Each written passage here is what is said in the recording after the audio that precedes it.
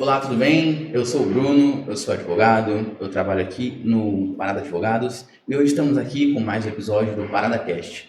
O tema de hoje é um tema extremamente interessante do ponto de vista da sociedade. Hoje vamos falar sobre o secondment, palavra muito difícil, mas é o secondment e o direito do trabalho, né? Tudo aquilo que você precisa saber, né, desse novo estilo de trabalho que vem aí já se perpetrando por muitos anos. E hoje eu estou aqui com dois convidados de alto calão, vamos dizer assim, pessoas com um arcabouço técnico assim, fenomenal. E aqui eu já quero deixar muito claro para os dois que isso aqui não é um debate, tá bom? Não vai ter arguição inicial, não vai ter réplica, não vai ter tréplica, não vai ter cadeirada. Então fiquem tranquilos, tá bom? Como o mês que vem é o mês de março, né, o mês das mulheres, né, eu quero começar com você. Se apresenta pra gente, né? Conta um pouquinho pra gente aqui do que você faz e fala pra gente um pouquinho sobre o que seria, né, esse secondment. Tudo bem, Bruno? Olá, pessoal, tudo bem? Meu nome é Stephanie, atuo no escritório há 10 anos, estou há algum tempinho pelo Secondment, esse nome inovador, né, que a gente atua no ramo jurídico. Sou gestora da área, responsável pelo Secondment, e ele é uma modalidade de contratação. Muitas pessoas, elas entendem como se fosse uma terceirização do nosso trabalho, mas, na verdade, é uma modalidade, como eu falei, contratual. E ele permite flexibilidade, inclusive, no contrato. E ele atua, as operações, né? Elas acontecem de forma eficiente para o cliente, uma flexibilização muito grande também no que a gente tem na parte contratual. E o próprio funcionário, ele é contratado pela empresa original, mas ele presta serviços para o cliente. Então é uma modalidade muito interessante de atuação. Interessante, mas bacana saber disso. Ricardo, se você fosse colocar o secondment dentro de um conceito, qual conceito você colocaria ele e como você aplicaria isso dentro do direito do trabalho? Perfeito, Bruno. Olá, Stephanie. Olá, Bruno. Tudo bom, pessoal? Meu nome é Ricardo, eu sou sócio do Parada Advogados, responsável pela área trabalhista aqui do escritório. E vamos lá, para a gente falar rapidamente o que é, de forma simples, sem palavras muito difíceis também, que não é o caso. Vamos lá, para a gente explicar o secondment, o que seria? Seria basicamente a gente colocar um advogado terceiro dentro de uma empresa. O que constitui isso? Nós, do Parada Advogados, como fosse um exemplo, colocamos ele dentro de um cliente especificamente e ele lá vai fazer o quê? Ajudar na tomada de decisões, ajudar em governança de documentos, tudo que for da área jurídica e da área também como se fosse estratégica da empresa e outros pontos. Essa seria especificamente ele. Ele seria um terceiro lá dentro, um advogado dentro de uma empresa que normalmente ela não tem um jurídico próprio. Às vezes tem um jurídico, mas é um jurídico estratégico, não para essa parte. E ele ajuda o RH, ajuda as demais partes, ajuda em qualquer ramo da empresa que ela precisa tomar uma decisão jurídica. Isso seria basicamente o conceito de secondment. Seria, como posso dizer, um terceirizado. Porém, ele é um advogado que é contratado de um escritório e ele está dentro da empresa para ajudar a tomar a decisão. Entendi, perfeito. O legal é que a gente tem, assim, até setores, as pessoas podem achar que é só uma parte jurídica, mas na verdade a gente tem a parte jurídica, né, o escritório contratado para poder prestar o serviço. A gente tem parte bancária também, financeira, para poder ajudar na auditoria, compliance. A gente pode ter também TI para projetos específicos de segurança da informação, segurança cibernética.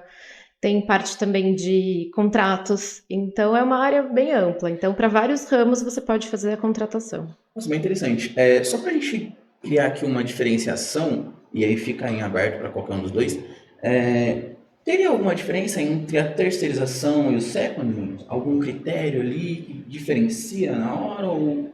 Especificamente, seria uma terceirização. Não tem muito segredo. Porém, quando a gente está falando do conceito de secondment jurídico, a gente não é uma terceirização com um escritório específico. Não é com uma empresa terceira. É um escritório que já presta aquele serviço, ele simplesmente vai disponibilizar um dos membros dele para atuar dentro da sua empresa. Não precisa necessariamente ser de forma presencial. Pode ser de forma remota. mas ele está lá para ajudar a empresa. Então não seria exatamente uma terceirização, não seria uma prestação de serviço, não seria um prestador de serviço específico. Ele está lá como um auxílio na decisão. No fundo, ele é um terceiro? É um terceiro. Porém, ele está ali como um braço da diretoria da empresa, um braço jurídico. Isso vale muito para as empresas, porque você, em vez de investir num jurídico próprio e você treinar um jurídico, que não é expertise de uma empresa, nenhuma empresa precisa ter um jurídico próprio, porque não é expertise dela, ela é da parte comercial, vai ao ramo comercial. O escritório, especificamente, não é a expertise dele. Então você já contrata especificamente essa parte para quê? Me ajude nas tomadas de decisões, me ajude nas governanças de documentos. Vamos pegar um exemplo na esfera trabalhista. Estou perdendo processos aqui. Estou perdendo processos, eu estou entrando com as ações, eu estou perdendo. Eu pago tudo direitinho, eu faço direitinho, eu pago hora extra, eu pago intervalo, eu pago tudo, porém eu perco. Aí eles te procuram e falam, por que eu perco? Aí você coloca lá dentro e aí você vai começar a analisar, por que eu perco? Um exemplo básico, eu não digitalizo meus cartões de ponto. Eu pago as horas extras dos meus empregados, porém eu não digitalizo os cartões de ponto. É uma visão de fora. Isso. Aí ele entra, ele vai, é uma visão de fora, porém ele entra na empresa. Ele fala, pera lá, vamos começar a fazer o quê? A governança desses documentos. Vamos começar a separar, vamos digitalizar, vamos deixar certo. Então assim, ele é um braço para quê? Para evitar problemas litigiosos, evitar perdas. Porque normalmente está pago.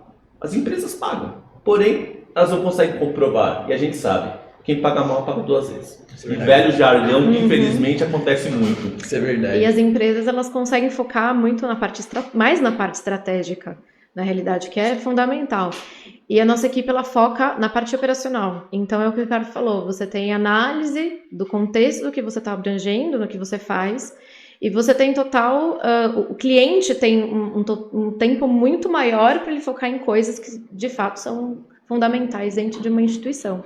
E complementando esse ponto, as empresas, qual que é a função delas, especificamente? É negócio. Eles têm que gerar negócio. Sim. Com certeza. Parte deles é o negócio. Qualquer que seja o ramo, o negócio dele não é o jurídico. Se não fosse o escritório de advocacia, não é o caso, não é o jurídico. Então não é a preocupação primordial deles aquilo. Então é por isso que é importantíssimo todas as empresas hoje terem essa questão. Ter um advogado ali que consiga analisar de fora, que consiga chegar lá e ajudar na tomada de decisão. Não que ele vai falar o que você precisa ou não fazer, ele vai te opinar. Ele vai chegar na editoria, na reunião e falar, seguinte, estamos com um problema aqui, fazendo dessa forma a gente consegue evitar. Essa que é exatamente a ideia de você ter um advogado externo lá, que é o second man. Exato. De uma forma externa você consegue ter uma visão ampla, né, do todo, na realidade. Nessa questão, assim, deu para perceber que a Stephanie ela já é um pouquinho mais operacional, né? Stephanie, hoje, quando alguém procura o escritório, né, para implementar o second dentro da empresa, quais são os principais desafios que você encontra, né, ou que você poderia ilustrar? Vou falar primeiro dos benefícios que a gente tem, na realidade, porque os benefícios, a gente tem desafios como todas as áreas. Mas os benefícios é a proximidade que a gente tem com o cliente e a confiança que a gente passa para o trabalho, porque a gente tem uma relação muito próxima com o cliente. Então, a prestação do serviço que a gente pode fornecer, né, para o cliente que a gente atua é uma relação próxima e ele consegue enxergar e acompanhar o nosso trabalho e é uma relação, assim, como eu falei, próxima e transmite confiança, segurança jurídica também naquilo que a gente produz no dia a dia. Desafios a gente tem, como eu falei, em todos os momentos. Acho que em todas as áreas a gente encontra desafios. Mas eu acho que o maior desafio é a gente conseguir superá-los e a gente fazer isso de uma forma muito objetiva, muito alinhada com o time.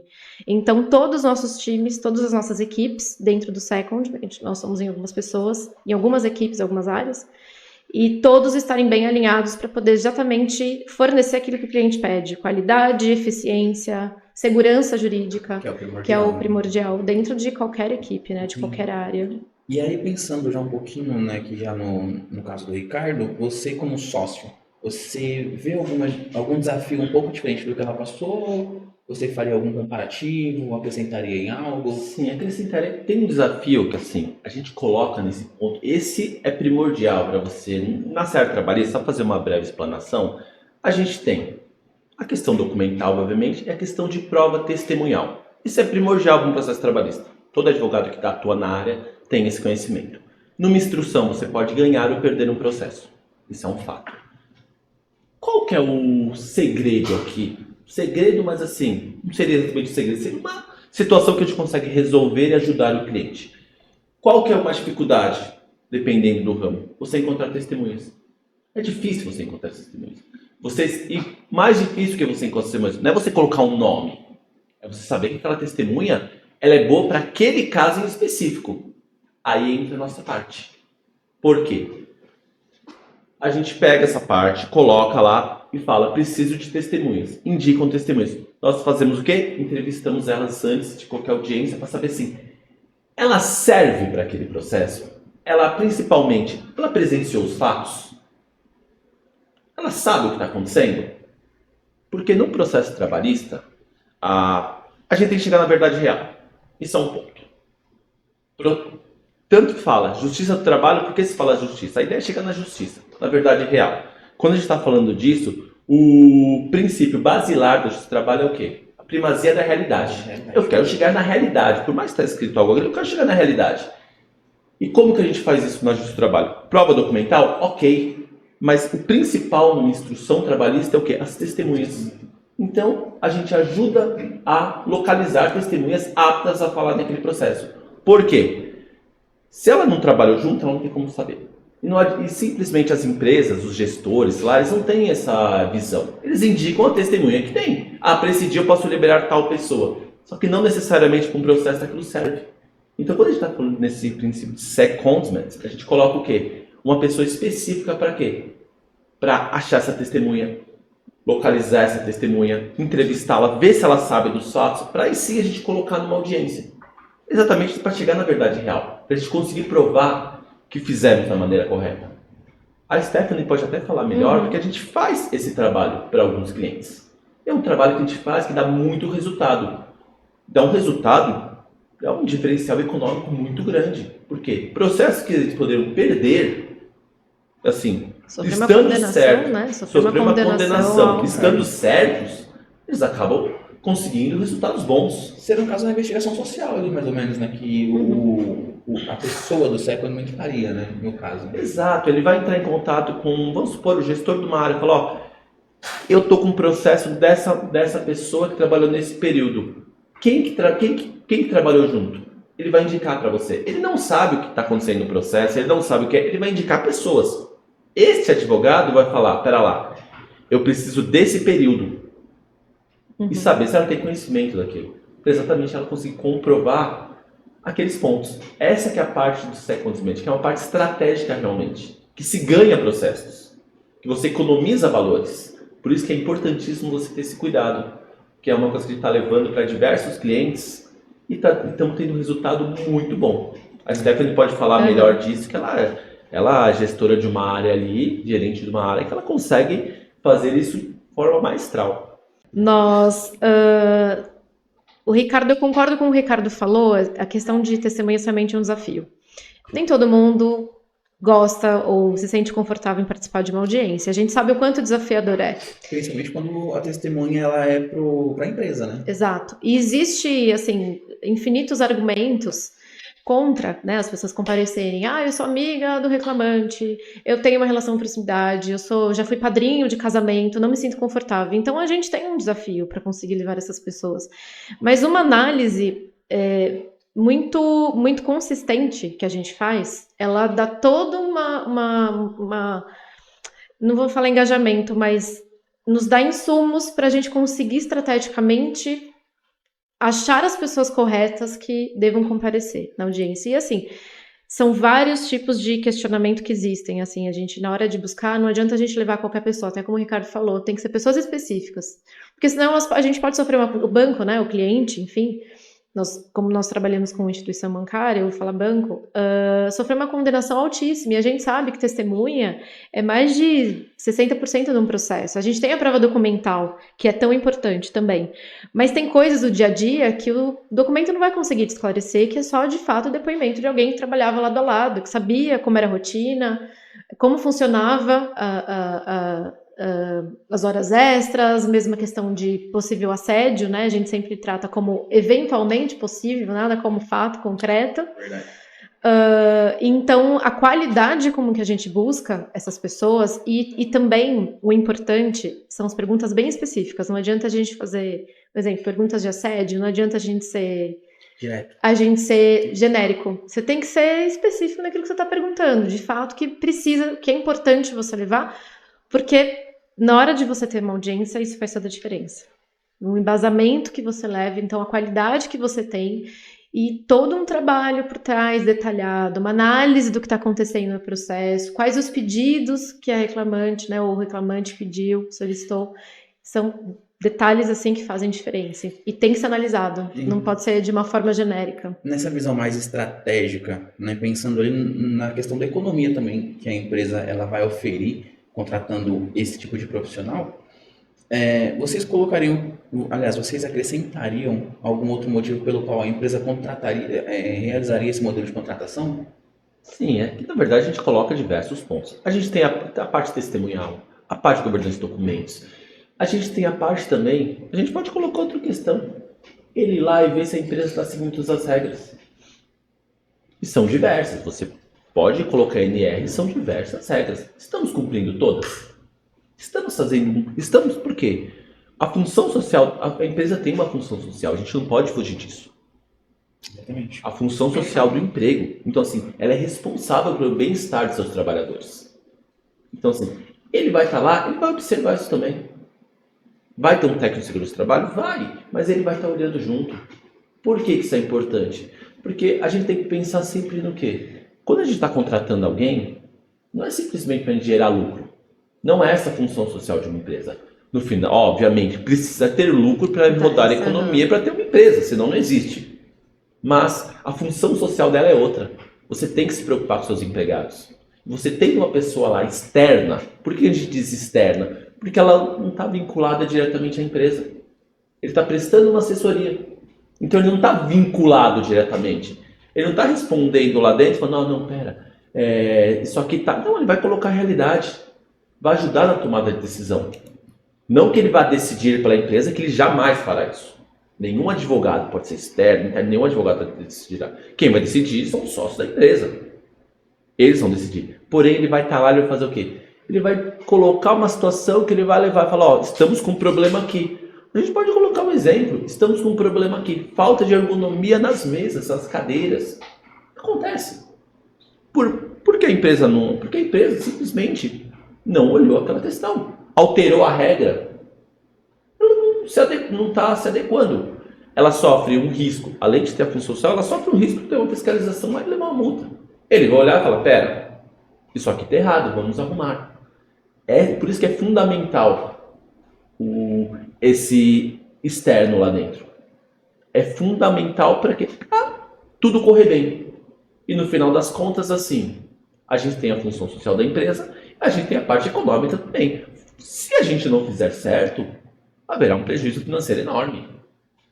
E também, mais do que um prejuízo financeiro, rotatividade de empregados. Verdade. Empresas que não são boas para trabalhar não mantêm empregado. E o custo que isso dá numa empresa é muito grande.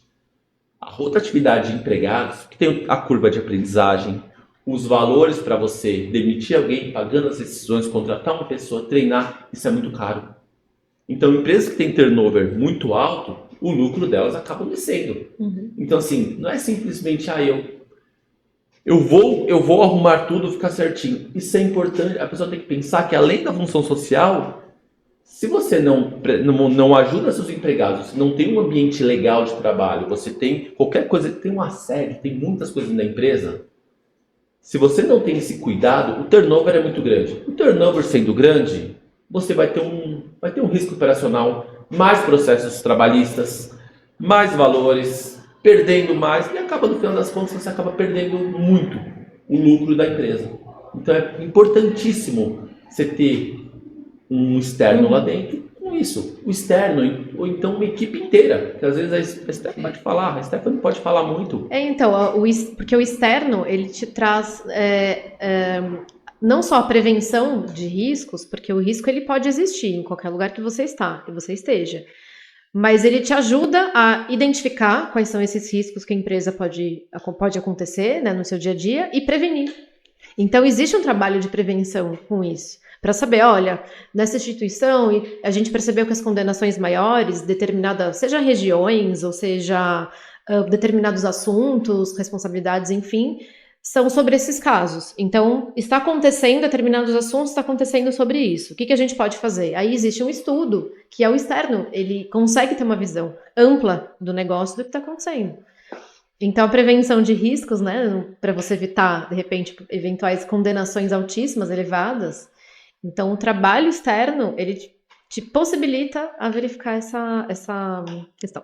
Entendi. Já nessa questão de externo, né, dessa visão externa, quando você seleciona ali um colaborador para fazer esse tipo de atividade, ele enxerga como uma oportunidade? Porque, querendo ou não, quando você tem a oportunidade de conhecer o cliente, trabalhar dentro do cliente, eu acho que você pensa, poxa, acho que o cliente vai me contratar para trabalhar com eles, né? Sim. Então, acho que, não sei, né, operacionalizando isso, você acha que o colaborador ele entende como uma nova oportunidade? Sim, porque você lida diretamente com o cliente e você tem a oportunidade de aprendizado com técnicas também que o cliente também pode te fornecer. Coisas importantes também que você aplica no teu dia a dia. Então, e a experiência que você ganha também, o colaborador ganha experiência com isso, porque é a prática dia a dia, é o que a gente vivencia, né? Seja na parte de testemunhas, quando a gente fornece ou auxilia, né, em subsídios, mesmo entrevistas, a comunicação, que é uma forma extremamente importante em qualquer âmbito que a gente possa trabalhar. Então, você alimenta isso e você, assim, para mim, contato com o cliente é fundamental. Você ter o dia a dia e fora a confiança também que transmite. Verdade. Né? E você aprende também muitas coisas com técnicas, assim, como eu falei. Na sua trajetória jurídica, você já teve a oportunidade de trabalhar dentro do cliente? Você já teve esse contato mais próximo? Dentro do cliente, especificamente, não. Dentro de algum cliente, não. Porém, sim, fazendo assessoria, entrando, vendo como que está a situação, fazendo palestras com clientes, até em razão de segurança do trabalho, outras questões, sim. Seria algo praticamente os secondments, porém, você está indo lá algo pontual específico. Você não está lá vivenciando aquilo. Mas assim, já tive diversos colaboradores que estiveram dentro de empresas, e alguns deles, inclusive, acabaram optando por ficar dentro da empresa. Falou, não, a empresa fez proposta, ele falou, não, eu quero ficar aqui, você vai ficar jurídico dentro da empresa. E é uma coisa que é uma realidade que acontece, eu exatamente só pergunto nesse sentido. Acontece. Porque às vezes ele se identifica tanto com aquele ambiente, com aquele trabalho, que ele fala, eu vou ficar aqui. E é uma possibilidade para um advogado, é essa. Ele fala, eu quero ser advogado de empresa, eu quero ficar lá. E às vezes a empresa olha e fala, realmente, gostei tanto do seu trabalho, está dando tanto resultado, então eu quero você aqui. E acaba internalizando ele. Exato. E uma coisa que é interessante também nesse ponto, que ele, como eu falei, desenvolve as habilidades de comunicação, e a pessoa também, em alguns momentos, às vezes ela consegue descobrir uma habilidade que nem ela sabia que ela tinha. De repente, ela está acostumada a trabalhar numa área civil, por exemplo, mas ela vai para uma área trabalhista, trabalha com parte de terceirização, né, que é praticamente isso que a gente está falando do second, e ela fala, nossa, adorei, não sabia que eu conseguia me comunicar tão bem com o cliente, a importância que eu entendi de fato, como é importante essa área, como que a gente tem que fazer isso, e fundamental, habilidades assim que são desenvolvidas muito interessantes. Também, já vou puxar esse gancho, já vou tentar estruturar melhor a pergunta, né? Uma forma de, também uma orientação, né? Porque querendo ou não, essa conversa aqui é uma conversa bem didática, com o intuito de passar informação, porque a pessoa ela bem informada, ela procura o profissional ali já com um pouco mais de afinco, com mais assertividade, né? E orientando a empresa, Como evitar problemas trabalhistas no momento de você adotar esse tipo de trabalho? Vamos lá. O primeiro momento que você tem que ter é o seguinte, que assim, problemas trabalhistas, questões trabalhistas, elas são inerentes do dia a dia de uma empresa. É o chamado risco do negócio. Você nunca vai sair. Os problemas trabalhistas vão existir, como existe contábeis, civis, tributários, são questões oriundas do negócio. Mas você fazendo uma contratação assim específica, ele não vai estar vinculado à sua empresa. Vamos supor, contrata um advogado externo. Ele é advogado do Parada. Ele é nosso advogado. Nós colocamos ele lá para ele prestar uma assessoria. Ele não é seu empregado. Qualquer tipo de relação trabalhista, coisa é conosco. Então a empresa não tem aquela questão. Se ela contratar um advogado lá, interno, ela vai registrá-lo normalmente e ele vai ser, como a gente pode dizer, um futuro passivo trabalhista dessa empresa. Dessa forma, não. Ele é nosso. Então nós respondemos por ele. Qualquer questão com ele, nós assumimos. Ou seja, a empresa que está colocando lá, estamos assumindo a responsabilidade por qualquer coisa dele. Nesse ponto específico. Entendi. É isso mesmo. O funcionário ele é contratado da empresa original. Ele, como eu falei no início, ele presta serviço para o cliente. Mas responsabilidades jurídicas, a própria empresa original que responde pelos atos, pelo colaborador. Pensando aqui um pouquinho na evolução histórica, né?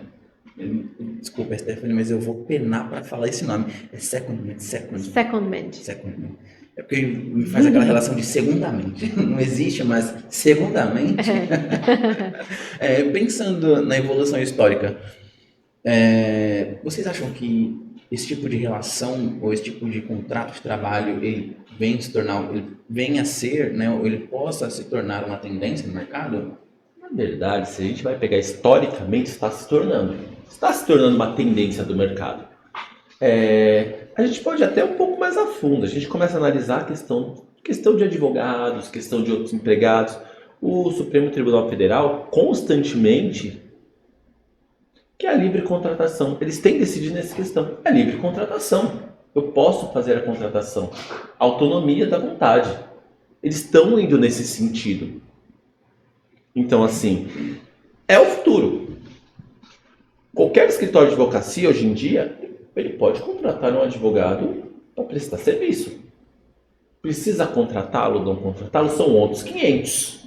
Ok? Mas já tem um tema no STF, o 725, que fala que ele pode sim ter um contrato de prestação de serviço com um advogado. É um tema que está muito em voga no STF. E ele pode contratar. Que anos atrás a gente teve uma discussão jurídica muito grande. Era um risco para os escritórios. Por isso que você registrava, era um risco. Hoje em dia não, autonomia da vontade. O advogado ele tem autonomia para ele fazer um contrato. Ele pode.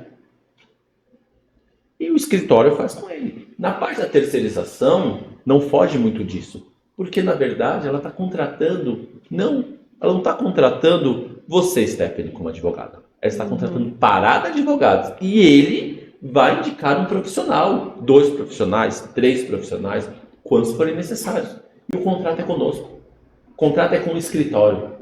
Não é? Então, a questão trabalhista é do escritório. Então, é uma evolução da sociedade. A prestação de serviço, durante muito tempo, falar de limpeza, portaria e afins, durante muito tempo, a gente pegava aqui muitas contratações solidárias, e não só subsidiárias, muitas solidárias. Hoje em dia já não acontece mais. É subsidiária. Obviamente, se a principal não pagar, a segunda arcará. Por isso que é muito importante você ter um cuidado com quem você contrata. É uma empresa sólida? É uma empresa que faz as coisas direito? Exato, faz toda a diferença. Faz toda a diferença você ter um cuidado na contratação. Não só nesses secondments. A gente pode falar para qualquer tipo de prestação de serviço da sua empresa. Hoje em dia você pode fazer contratação até para atividade fim. Antigamente era só para atividade meio. Hoje é atividade fim. Eu sou uma metalúrgica e eu posso contratar uma empresa para fazer aquilo. Não tem problema. E aí, só que qual que é o cuidado que você precisa ter?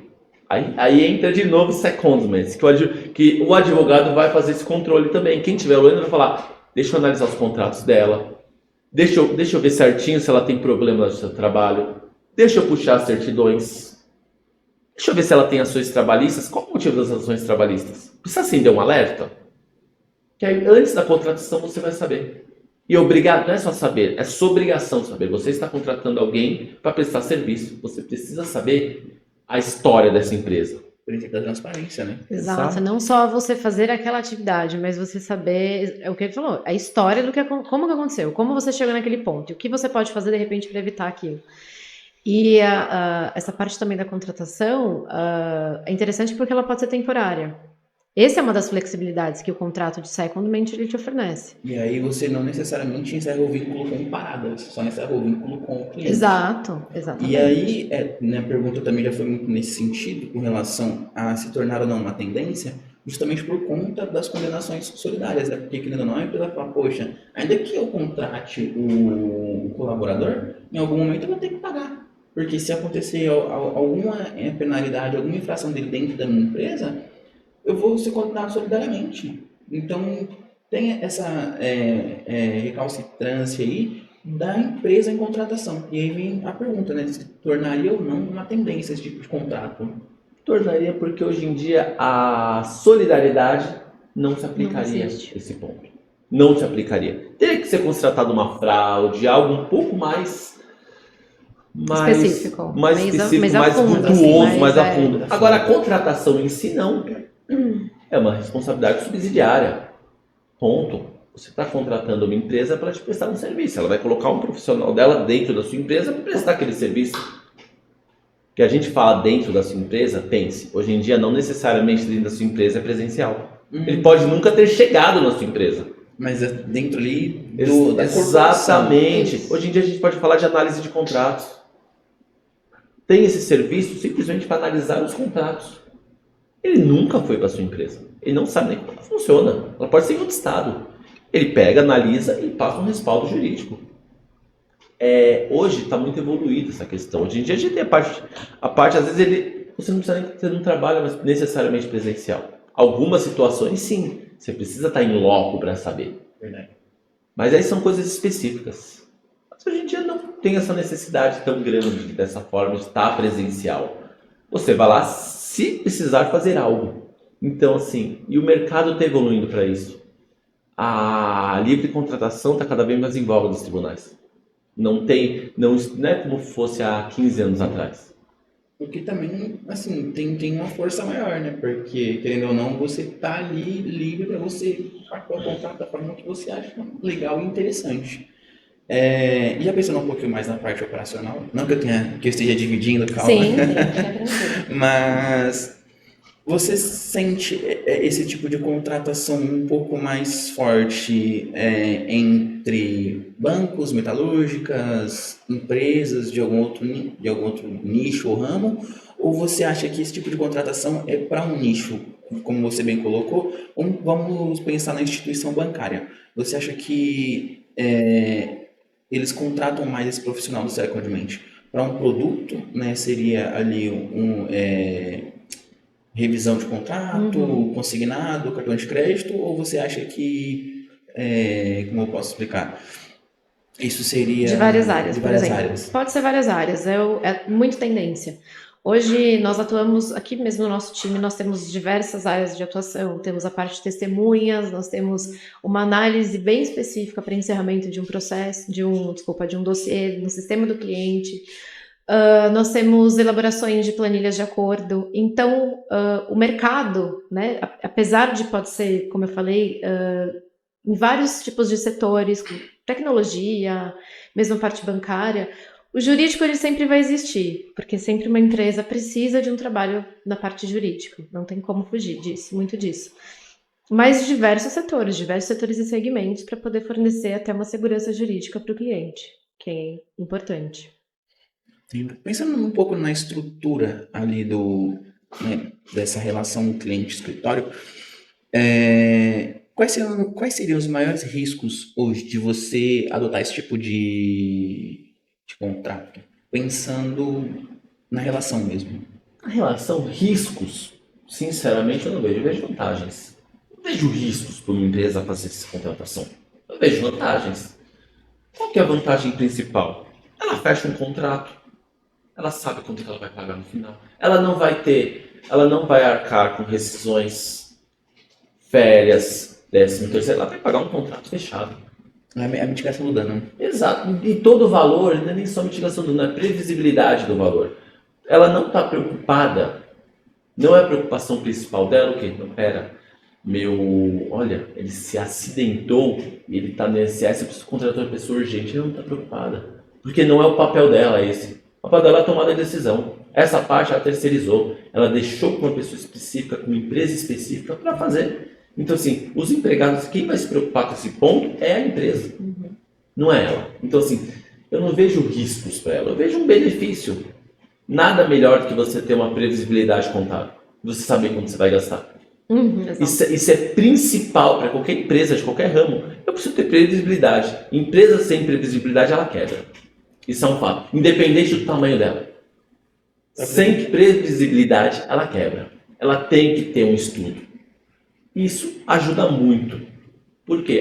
Vou fazer um contrato, um exemplo, de R$20 mil por mês para tal serviço. Quanto eu gastaria internamente? Sei lá, gastaria 25, 30. Mas todos os empregados estariam à disposição todos os dias? Eu preciso substituir? Não preciso substituir? Eu preciso treinar? Tem férias? Tem gravidez? Tem afastamento por doença? Ela não está preocupada com isso. Ela está preocupada com o quê? Ela está preocupada com o negócio dela. Está preocupada que onde ela gera lucro, onde ela é importante. E esse cuidado vem para onde? Vem para nós que estamos prestando serviço. Nós nos responsabilizamos por isso. Que aí seria o nosso papel. É algo mais técnico, né? Você contrata um serviço especializado naquilo que você precisa.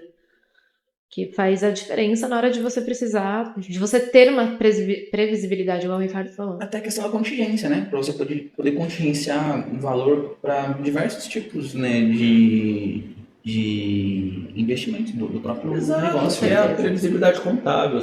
Quem não faz isso, que grandes empresas precisam ter, tem balanço, tem auditoria externa. Agora vamos falar em empresários menores. Se ele não tem isso, ele precisa ter urgente. Porque não tem como você trabalhar, você lidar sem você saber. Que o problema você vai ter, se tem fornecedores, se você tem todas as questões. Se você não tem essa previsibilidade, você vai ter um problema. Infelizmente, não tem como você crescer, atuar de outra forma que não com essa previsibilidade. Com estudo contábil de gastos, de lucro. Por isso que é importante você ter essa questão. Já caminhando aqui um pouco para o final falando na questão mais agora, um pouco mais técnica, né? Na legislação. Foi comentado aqui que é um tema muito recorrente nos tribunais. Você acha que hoje tem alguma lacuna na lei com relação a isso? E também já pode deixar suas considerações finais, o que você acha, previsões para o futuro? Não, perfeito.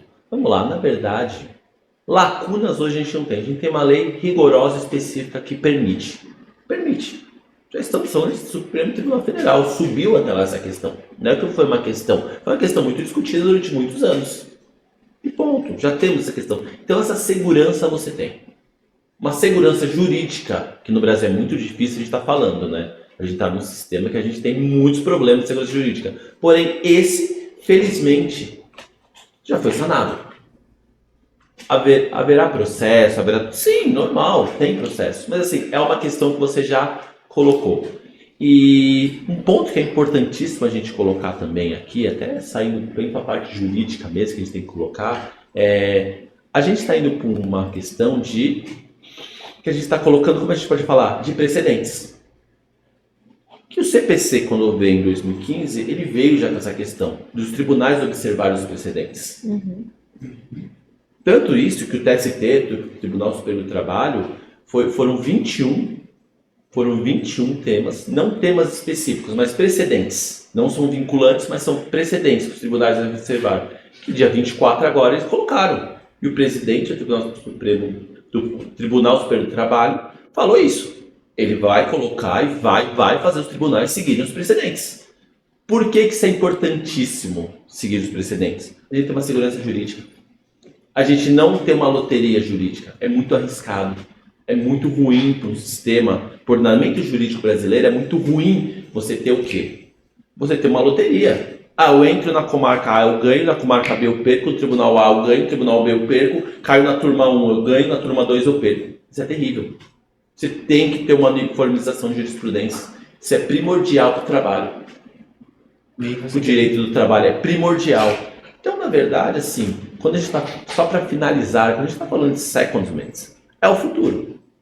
Por quê? A sua empresa vai simplesmente ela atuar no que ela se propôs a atuar. Ela não vai se preocupar especificamente com uma questão trabalhista aqui. Tá? Não, ela vai ter esse direcionamento. Ela vai ter todas essas questões. Governança de documentos, escolha de testemunha, local de trabalho. Ela vai ter esse cuidado de alguém que já é específico para isso. E ela vai se preocupar com o quê? Com o que dá dinheiro. Com o valor dela, com o que ela faz de melhor, né? Que é gerar, que movimentar a economia. E, Stephanie, se você pudesse dar um conselho, né, para as empresas, para quem quer contratar, né, para quem quer realizar esse tipo de contrato, qual conselho você daria? Também já pode deixar suas alegações finais. Tá, joia. Primeiro, buscar empresas que tenham de fato conhecimento sobre a área que está atuando de atuação, que é extremamente importante saber. E como a gente comentou aqui em alguns momentos, a segurança jurídica que esse trabalho lhe fornece, justamente para poder, esse poder de contratação, ele é muito grande. Então, uma análise técnica de um processo, ele é fundamental justamente por conta de previsibilidade, confiança naquilo que a outra pessoa pode proporcionar no seu trabalho. E o conceito é algo que vem crescendo e a tendência, sim, é crescer cada vez mais nas empresas. Agradeço também pela oportunidade de poder falar um pouquinho sobre a área. É uma área que eu gosto assim muito.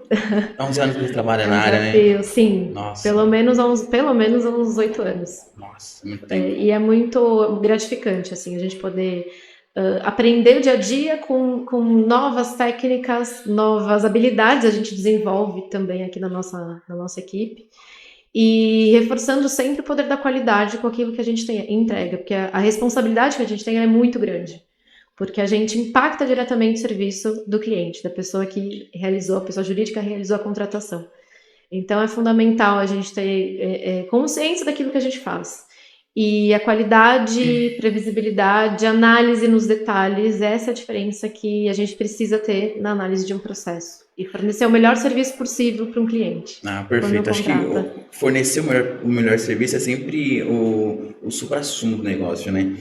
E, cara, hoje minha cabeça explodiu com tanto conhecimento e, assim, foi enriquecedora essa conversa. Espero que nós consigamos passar essa informação. Espero que as pessoas entendam hoje a importância de você ter esse tipo de contrato, de você realizar esse modelo de contratação. E deixo aí para vocês o convite, né? Que vocês possam sempre visitar o tema, se possível, visitem e revisitem esse podcast, indiquem para as pessoas, para que esse tema ele ganhe mais abrangência no mercado e, obviamente, né, que todos nós possamos entender aquilo que estamos buscando e buscar profissionais especializados e adequados. Um grande abraço e até a próxima.